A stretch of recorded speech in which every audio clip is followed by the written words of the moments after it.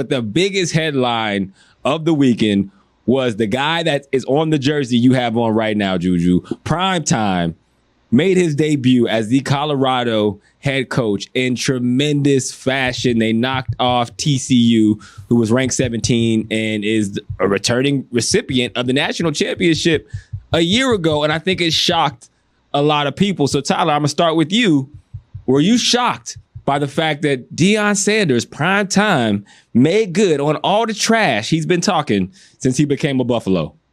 I mean, I wasn't all that shocked because the thing is, I saw a lot of people like, wow, Shedeur is a real baller. Bro, he's been a baller. He was a 5-star in high school, right? He had Clemson and Bama and USC, top flight schools on his bumper. But I think a lot of people looked at that as, programs just wanted to cozy in and get Deion's kid there, because that's always good for business. Yep. You know what I mean? But Shedeur balled out. Travis Hunter, you know what I'm saying? You could say he's, on Heisman watch, phenomenal two-way player, played like 100 snaps that game. So no, I wasn't all that shocked, and of course after, the last time we saw TCU, they got their ass smacked up by Georgia. Of course it's a different roster this year, but still, I wasn't that shocked. I do think that, Deion took a victory lap, as you should. Talk your shit. I'm all for that, right? Like celebrate every motherfucker.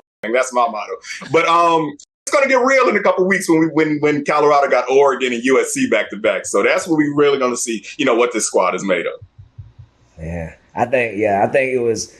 I expected it to happen, not because I'm some guru, not because I know better. I just have irrational confidence in primetime, bro. Whatever he say he's going to do, I be like, bro, he going to do it. I don't give a damn. It's going to happen. I cleaned up my whole crew. All my partners owe me a little something after this weekend. Shout out to those who have come through. Shout out to those who are watching this and still got to hit that phone. You feel me? But everything Prime said he was going to do in the league, out the league, he done did it, bro. My boy even got his hairline back. Like, that's underrated. Like, remember, he was at the network for a while, and the Ravens, that thing was out of here, John. That thing has come back full effect. So salute to big, bro. And like you said, bro, Shedeur been balling. What's the puzzle? You feel me? Hunter been him. So it's really the America that was kind of sleep. You feel me? And I'm glad he woke them boys up that weekend. You did. Well, I think the thing about Deion Sanders is you said that you had irrational confidence in primetime.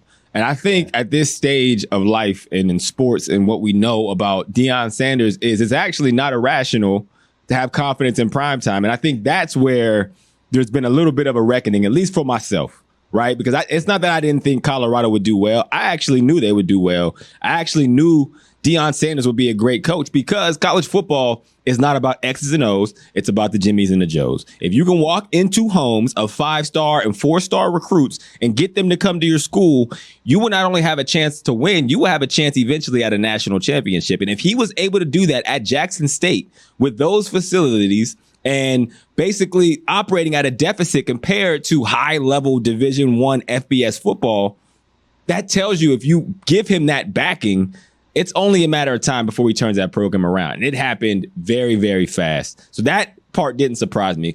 The surprising part to me was that when he left Jackson State and went to Colorado, I was like, I don't care about Colorado. I really don't. Yeah. You could go there and win all the games in the national championship, and I don't think I will care. I don't think anybody outside of Colorado fans will give a damn.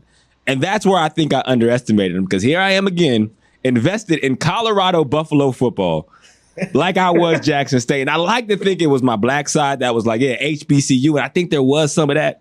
But here I am still can't wait for the next Colorado game because I love the primetime narrative. I've seen so many podcasts. I've seen so many interviews. And obviously everybody's pulling the receipts of everyone who was talking that trash about what Deion could and couldn't do. And I always hated it because I'm like, who the hell are you to tell primetime anything about the game of football? I don't think people realize he wasn't just a good player. This guy transcended.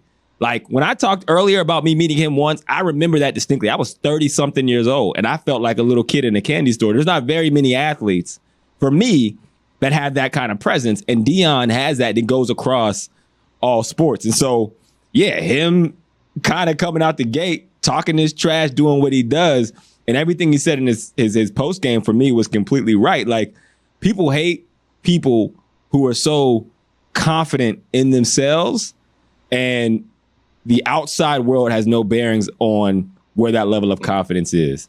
And Deion is the poster child for that. For sure. I know you said, you didn't give a damn about Colorado football. Deion didn't either. No, he didn't. Let's be real. This is not the final destination. I think his eyes are on that FSU job. Mike Norville's seat is a little hot there. So, but yeah, I was with you. I didn't like the way that, some of the comments he made when he exited Jackson State, right? Like I didn't like the whole, I tried to be the HBCU savior and I couldn't get it done. And he hops out here talking about how only 8% of alumni gives back when, that's the rate for PWIs too. And Jackson State had a fundraiser while he was there where the goal was 500,000, where they reached out to alumni, faculty, student organizations to get that raised. And they raised 600,000, exceeded that goal by 100,000. So, I didn't like, the narrative that he painted when we all knew that Jackson State was just a pit stop, right? We all knew that he was not planning to be there for long. We all knew that was going to be a springboard position, to get to another position. But, I would never root for Deion to fail. And I think that's how he probably took a lot of that criticism is that guys want to see him fall. And, whatever you got to do to motivate yourself. Deion's, a prime, motivator. He knows how to, get through to those young men that he's got there. So, like I said, I'm looking forward to what he's doing with this Colorado program. But like I said, we all know this is just a pit stop too.